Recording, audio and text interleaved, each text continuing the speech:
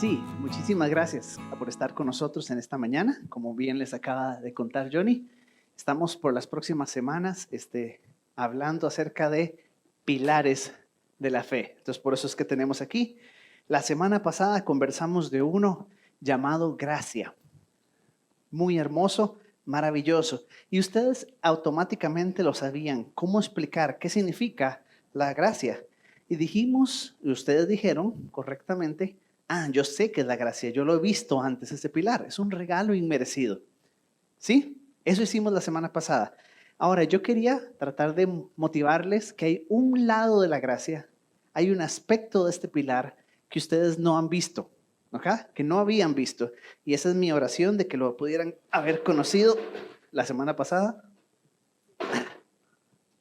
Lo estamos bien, se lo logramos. La gracia también tiene este atributo, esa capacidad de provocar ecos poderosos en nuestra vida, en nuestro trabajo, en nuestras relaciones interpersonales y particularmente de una manera muy preciosa en nuestra alabanza que damos a Dios. Cuando la gracia viene a mí, nace una alabanza preciosa al Señor. Eso vimos la semana pasada. Y espero que haya sido de provecho. Como siempre, todos nuestros mensajes están en el internet ahora. Usted los puede escuchar cuantas veces quiera, donde quiera, por los siglos de los siglos, mientras haya un internet. Mientras existe el internet. Les conté la semana pasada que me hubiera encantado tener 7 de estos aquí, pero mi esposa me dijo que no podía. Bueno, me dijo que no, era muy complicado, que íbamos a hacer después con 7 de esos. Así que en honor al ahorro, guardemos esto por acá, háganse de cuenta que aquí no ha pasado nada. Hoy vamos a conocer un nuevo pilar. Ajá. Pero todavía su nombre no se los voy a decir, sino que mientras vamos dialogando en esta mañana, vamos a ir conociendo un poquito más a fondo acerca de eso. Este pilar del que vamos a hablar hoy, esta columna que sostiene nuestra fe, es quizás uno de los menos preferidos. Es quizás uno de los que si dependiera de algunas personas, de los no cristianos les encantaría quitarlo. Y los cristianos a veces hemos querido, tratando de ayudar a otros a entender nuestra fe, hemos querido no hablar tanto de este pilar, quitarlo un poquito del camino, no darle mucha importancia a este pilar.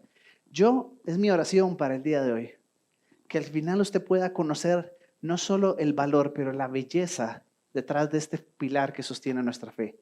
Porque no es solamente que es necesario, es que es hermoso, es bello. Incluso, esa es mi oración para que podamos caminar en eso en los próximos minutos. Y vamos a hacerlo a través de un pasaje muy hermoso de la Escritura. Este pasaje tiene una palabra que se repite 8 veces a lo largo del pasaje. Es una palabra importante en el pasaje. No es la palabra de nuestro pilar, pero nos va a ayudar a entender de qué trata todo esto. Y eso es lo que vamos a hacer. Si usted tiene sus Biblias, vamos a ir brincando en varios versículos de Juan capítulo 9, que comienza diciendo de esta manera: a su paso Jesús vio a un hombre que era ciego de nacimiento. Y sus discípulos le preguntaron: Rabí, para que este hombre haya nacido, ¿quién pecó? ¿Él o sus padres? Ustedes conocen, porque nosotros las tenemos también, esas historias del folclore popular de que si la mujer embarazada hace esto o no hace esto otro, el bebé va a nacer así o asá, ¿verdad? Sí, las han escuchado.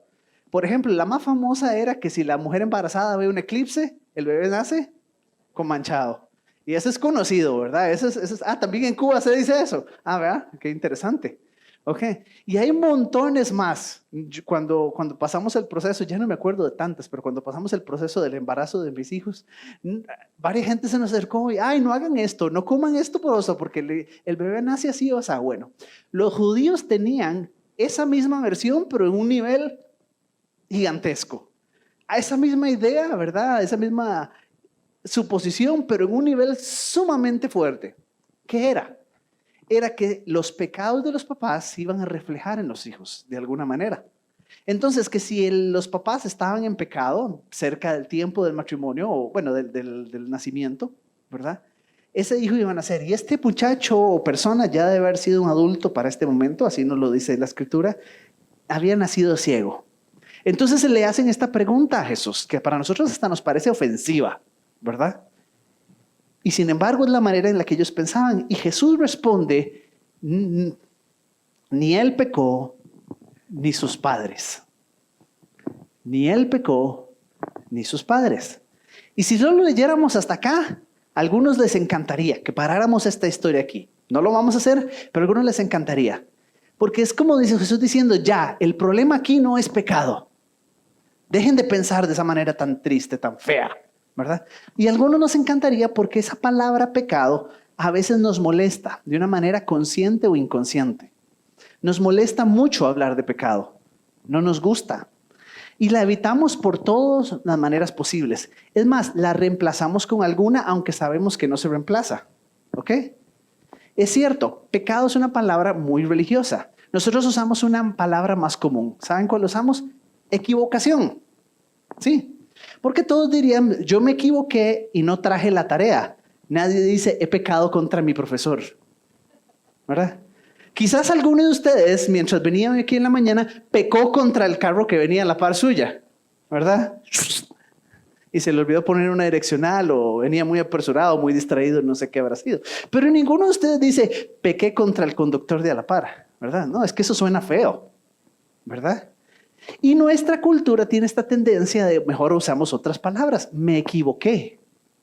Lo cual está bien, pero hay algunas ocasiones donde no es posible hacer eso. Hay algunos momentos donde ya equivocación no alcanza. Ustedes los han visto muchas veces cuando se para una figura pública, incluso un político, ¿verdad? A reconocer, qué sé yo, un escándalo sorprendente donde se llevó un montón de dinero, donde gastó de una manera inapropiada algo. ¿Y qué se paran a hacer esos hombres? Decir, me he equivocado. Y usted dice, no, eso no es una equivocación. Me he equivocado terriblemente y mi familia está sufriendo los precios de mi equivocación. Usted está escuchando eso en el tele y usted está diciendo, qué descaro, ¿verdad? Yo no sé cómo llamarlo, pero eso no es una equivocación, eso es más que una equivocación, ¿verdad?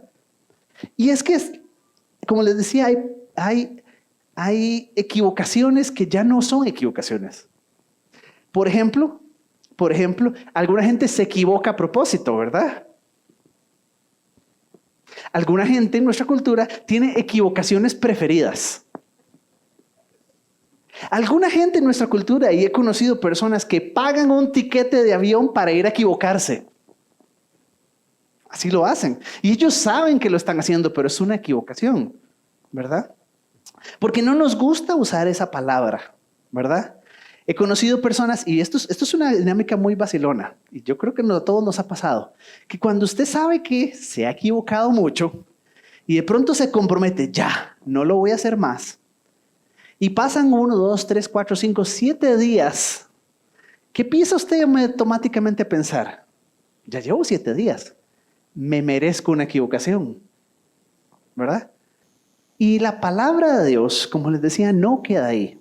7 veces más va a usar la palabra pecado. Y este pasaje es maravilloso porque nos ayuda a entender cómo Jesús ve el pecado, que es muy diferente de cómo lo veían las personas en su cultura. Así que caminemos un poquito más en este texto y yo creo que vamos a encontrar un concepto muy importante allí.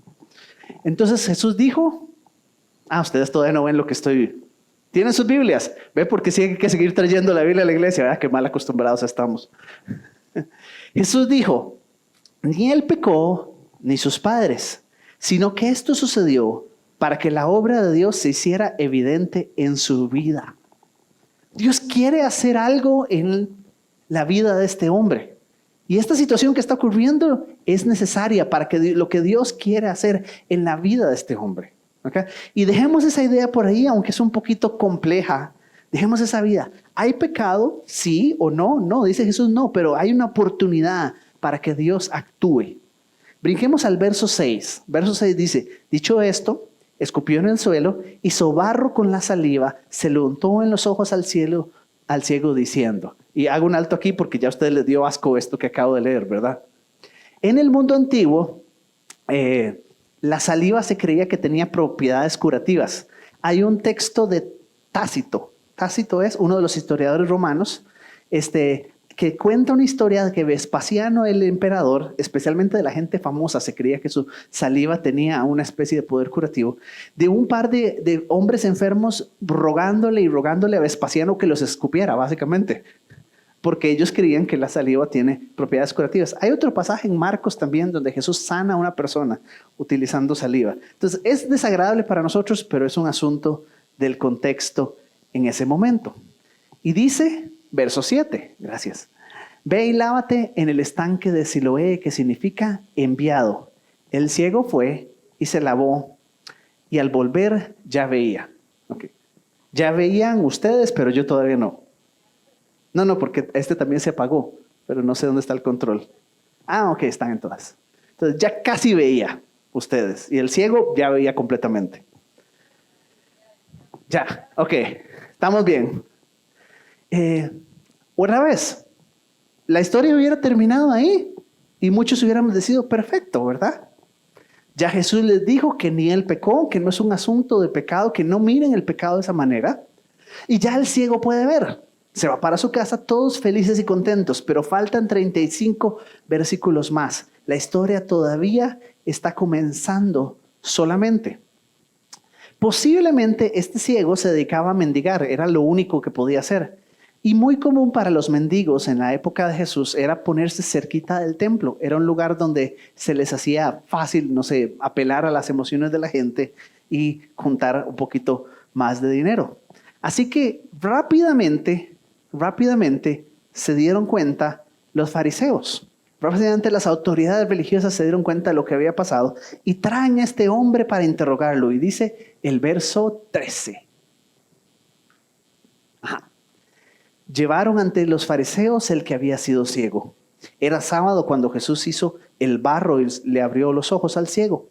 Por eso los fariseos a su vez le preguntaron cómo había recibido la vista. Me untó barro en los ojos, me lavé y ahora veo, respondió. Algunos de los fariseos comentaban, ese hombre no viene de parte de Dios porque no respeta el sábado. Otros objetaban, ¿cómo puede un pecador hacer semejantes señales? Y había desacuerdo entre ellos. La respuesta es evidente. Número uno, porque ese hombre no es pecador. Pero todavía más importante que eso, ¿por quién ese hombre es, verdad? La respuesta era evidente y estaba a sus ojos. Pero como bien lo dice, ellos no podían ponerse de acuerdo. Tenían un grave problema. Y tenían un problema también por su concepto de pecado. El concepto de los fariseos que Jesús va a venir en este pasaje, cambiar un poquito. ¿Qué pensaban los fariseos que es pecado? En una cosa están en lo correcto y en otra yo diría que no. Están en lo correcto, el pecado nos separa de Dios. El pecado pone una barrera entre Dios y yo. Pero ¿en qué no están correctos? ¿En qué se equivocan estos fariseos? Que el pecado limita entonces a Dios. Que el pecado es una barrera para nosotros es de Dios, pero también de Dios hacia nosotros. No, esa es la parte que no. La semana pasada hablamos de la gracia. Que es, como dice Romanos, que aún siendo yo pecadores, ¿lo saben? Me encanta que están así en Romanos ustedes. Porque donde sobreabundó el pecado, donde abundó el pecado, ¿qué dice Romanos? Uy, se despertaron, gracias. Ok, están así en Romanos, los veo muy bien, qué bueno. Entonces, ¿el pecado es una barrera de mí hacia Dios? Sí, pero no es una barrera de Dios hacia mí, porque Dios dijo, yo soy un Dios de gracia y el pecado no me va a detener. Entonces, ahí en ese aspecto en particular, están mal los fariseos. Y están mal casi todos los judíos de la época. Déjenme, porque creo que esto es interesante, déjenme ampliar un poquito aquí. Había más o menos 4 sectas, llamamos del judaísmo, 4 formas en las que los judíos conocían su fe judía y la practicaban. La primera, que es la que tenemos aquí, son los fariseos. Y los fariseos creían en esto. Ellos decían, para que el Mesías venga y nos rescate, el pueblo primero tiene que quitar todo el pecado. Tenemos que limpiar el pecado del pueblo y solo hasta que el pueblo se haya quitado todo ese pecado que tiene, el Mesías va a venir. Y si el Mesías no ha venido, es por culpa de los pecadores, dicen los fariseos. y se pasaban todo el tiempo tratando de imponer su ley y su manera de vivir la fe a todo el mundo, porque por culpa de ustedes es que el Mesías no viene. Esos eran los fariseos. Los saduceos, que son otra rama del judaísmo, era una clase muy cercana a los sacerdotes. Y precisamente por eso, por ser tan cercanos a los sacerdotes, al templo, ellos decían, ¿cómo solucionamos el problema del pecado? Muy fácil, hay que hacer los sacrificios correctos. Y si el Mesías no viene, es porque no estamos haciendo los sacrificios de la manera correcta. Y adivine qué pasa cuando se hacen los sacrificios de manera correcta. Cuando se llevan todas esas ofrendas al templo, ¿quién se ve beneficiado? Los mismos saduceos. Había otros más, los esenios. Los esenios decían, este mundo está muy mal. La única manera de resolver este problema del pecado es salir de este mundo. Y se fueron y se escondieron en el desierto de Judá. Y se fueron y se escondieron en los desiertos alrededor de Israel. Si usted ha visto Masada, alguna vez ha visto imágenes más o menos de cómo son las comunidades esenias. ¿Okay? La más famosa es la comunidad de Qumran. Y se fueron y se escondieron ahí. Vamos a vivir separado de todo este mundo romano, terrible, lleno de pecado. Esas es las tres soluciones que ellos daban. Pero lo que ninguno de estos tres grupos, hay otro más, pero por simplicidad voy a brincármelo, dijo es, no, nosotros no podemos solucionar el problema del pecado. Lo que ninguno de ellos aceptaba es, el problema del pecado lo tengo que solucionar yo. No. El problema del pecado es tan grande que yo no puedo solucionarlo. Pero ninguno fue capaz de hacer eso. Por eso Jesús continúa este relato, o por eso continúa el debate en medio de este relato. Y hasta incluso una vez más tienen que traer a este ciego. Trajeron a los papás, les preguntaron. Ellos tenían un grave conflicto de esto que está pasando. Una persona pecadora no puede sanar, porque otra vez Dios no puede cruzar al otro lado de la barrera. Yo no puedo cruzar del lado de Dios si hay pecado, pero Dios no puede cruzar de mi lado tampoco, pensaban ellos. Entonces, que un hombre pecador sanara, eso era imposible para ellos. Que Dios actuara a través de un hombre pecador, eso era imposible para ellos. Y tanto fue que tuvieron que traerse a ese ciego una segunda vez. No les alcanzó con la primera y dice, llamaron los judíos al que había sido ciego y le dijeron, da gloria a Dios, a nosotros nos consta que ese hombre es pecador. Si es pecador no lo sé, respondió el hombre. Este versículo me encanta. Lo único que sé es que yo era ciego y ahora veo.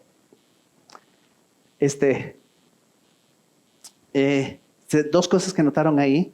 Ya ellos decidieron que Jesús es pecador. A nosotros nos consta. ¿Se dieron cuenta que esos fariseos, en medio de su debate, están pecando? Están mostrando un orgullo terrible y profundo. Y como les decía, este pasaje cambia nuestro entendimiento del pecado porque nos está mostrando lo que yo llamaría el pecado detrás de todo pecado. Ya nos vamos a entrar en eso. Y Juan lo está susurrando de una manera ahí. Está combinando dos elementos.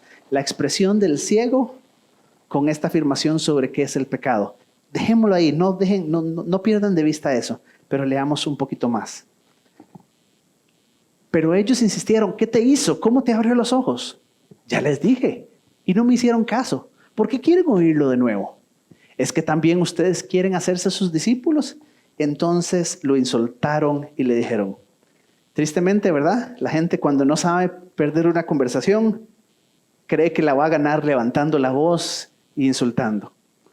Ellos se dieron cuenta que estaban perdiendo esta discusión, porque otra vez su concepto de pecado no calzaba con lo que acaban de ver ahí. Y no podían resolver ese problema, así que mejor insultamos. Y continúa el relato diciendo, discípulo de ese lo serás tú.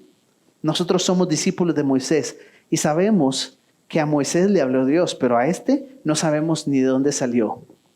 Allí está lo sorprendente, respondió el hombre, que ustedes no sepan de dónde salió y que a mí me haya abierto los ojos. Sabemos que Dios no escucha a los pecadores, pero sí a los piadosos, a quienes hacen su voluntad. Este hombre de pronto se volvió brillante porque está usando el propio argumento de los fariseos en su contra. Pues yo no sé qué es el asunto. Lo que yo sé, lo que aquí todos sabemos, es que, como lo dice, Dios no escucha a los pecadores. A los piadosos Dios sí escucha entonces. pero este hombre me sanó. ¿Qué hacen ustedes? Brillantemente les devuelve una cucharada de su propia medicina. Y como ellos no logran resolver ese problema, como ellos están ahí sufriendo por esta situación, dice, tú que naciste en pecado, vas a darnos lecciones, y lo expulsaron. Y permanecen una vez más en su terquedad. Usted sigue siendo pecador, pero ya había sido sanado. Entonces, ¿qué está pasando aquí? Si la ceguera era culpa de su pecado, pues ya la ceguera se sustituyó. ¿Qué pasa ahora? No, ellos ya decidieron que Jesús es pecador. Ellos ya decidieron que el ciego continúa siendo pecador. Ellos ya decidieron que solamente ellos están bien. Y leamos la última sección. Porque después de este episodio triste, Jesús se encuentra una vez más con este hombre ciego. Y como les decía, aquí es donde todo va a aterrizar. Aquí es donde nos va a invitar a mirar este tema de una manera diferente. Jesús se enteró que habían expulsado a aquel hombre. Y al encontrarlo le preguntó, ¿crees en el Hijo del Hombre? ¿Quién es, Señor? Dímelo para que en él crea. Pues ya lo has visto, le contestó Jesús. Es el que está hablando contigo. Creo, Señor, declaró el hombre, y postrándose lo adoró. Jesús le dijo, yo he venido a este mundo para juicio, para que vean los que no ven, y para los que ven se queden ciegos. Al oír esto, algunos de los fariseos que estaban con él le preguntaron, ¿acaso también nosotros somos ciegos? Jesús le respondió, si ustedes fueran ciegos no tendrían pecado, pero ahora como dicen que ven, su pecado permanece. ¿Sabe cuál es el problema? Entonces, ¿qué está ocurriendo con estos hombres? El orgullo los hace ciegos. El orgullo los hizo ciegos. Esa es la ceguera espiritual. Y estos hombres que afirman que veían, terminan el relato siendo los más ciegos de todos, porque su orgullo ha sido tal que no les permite ver. Y saben que también es maravilloso de este relato. Jesús sana a este hombre, o este hombre abre sus ojos, porque Jesús primero ensucia sus ojos. ¿Se dieron cuenta? Jesús pone barro en los ojos de este hombre, los hace estar sucios. ¿Saben por qué? Porque solo el que sabe que sus ojos están sucios va a poder ver. Solo el que ha reconocido que sus ojos están sucios es entonces capaz de ver. Y los fariseos no querían admitir su propia suciedad. Y dice Jesús, entonces serán ciegos. ¿Saben de qué trata este pilar? Bueno, pecado, esta es la base fundamental, gracias. Arrepentimiento. No hay fe cristiana que se sostenga bien si no entendemos el arrepentimiento al que somos llamados a vivir. Pero ¿saben? No solo es una verdad necesaria, no solo es una verdad espiritual, no solo es una solución a nuestra ceguera espiritual. Hay una belleza detrás del arrepentimiento. Y ojalá usted y yo la pudiéramos conocer. Dice, uno de los libros más vendidos después de la Biblia es El Progreso del Peregrino, que por cierto fue escrito por un pastor bautista. Y en ese libro, que es una alegoría muy simpática, el evangelista se llama a un personaje y le dice al personaje principal, que se llama Cristiano, esta frase maravillosa: no limpies tus lágrimas, ve a través de ellas. A veces las lágrimas ayudan a ver con claridad. Dios puso en nosotros mismos una manera de limpiar nuestros ojos. Se llama las lágrimas. Dios nos ha dado una manera de abrir nuestros ojos espirituales, que por cierto están muy cercanas a las lágrimas, y se llama el arrepentimiento. Se llama esa humildad con la que yo tengo que vivir. Y es triste que muchos cristianos piensan que el arrepentimiento es la puerta de entrada para la fe. No, el arrepentimiento es la postura con la que el cristiano vive la fe. Como decíamos la semana pasada, y ojalá haya sido real en su vida, la gracia no es la puerta de entrada a la fe. La gracia es la manera en la que entendemos, miramos e incluso vivimos nuestra fe. Y hoy una vez más tengo que invitarles a pensar, arrepentirse no es algo que usted tuvo que hacer para ser cristiano. Arrepentirse es la manera en la que usted vive su vida. Con esa humildad, con esa disposición a ir delante del Señor y decir, Señor, ayúdame. Señor, no lo tengo todo resuelto. Señor, no todo en mi vida está bien. No todo está claro. Señor, necesito de tu ayuda, necesito de tu rescate. Los fariseos pensaban que ya lo tenían resuelto. Y es un llamado de atención para usted y a mí. Porque entre más tiempo llevamos en la fe, más simple es pensar que esto ya no es importante. Así como lo hicieron los fariseos. Habían caminado mucho tiempo, habían estudiado mucho de la fe. Y entre más y más tiempo uno participa de la fe, más simple es pensar que ya no lo necesito, que ya eso no tiene que ver conmigo, que eso es lo que se le dice a los nuevos creyentes. No, el arrepentimiento es una postura con la que yo vivo la vida. Y en palabras de Jesús, el arrepentimiento es una oportunidad para encontrar un gozo en la vida cristiana.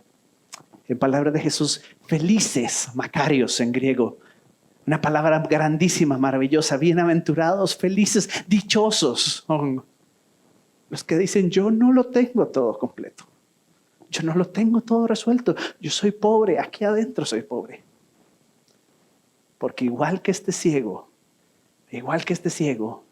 heredarán el reino de los cielos. E igual que este ciego, podrán decir las más maravillosas palabras. Yo solo sé que era ciego y ahora puedo ver.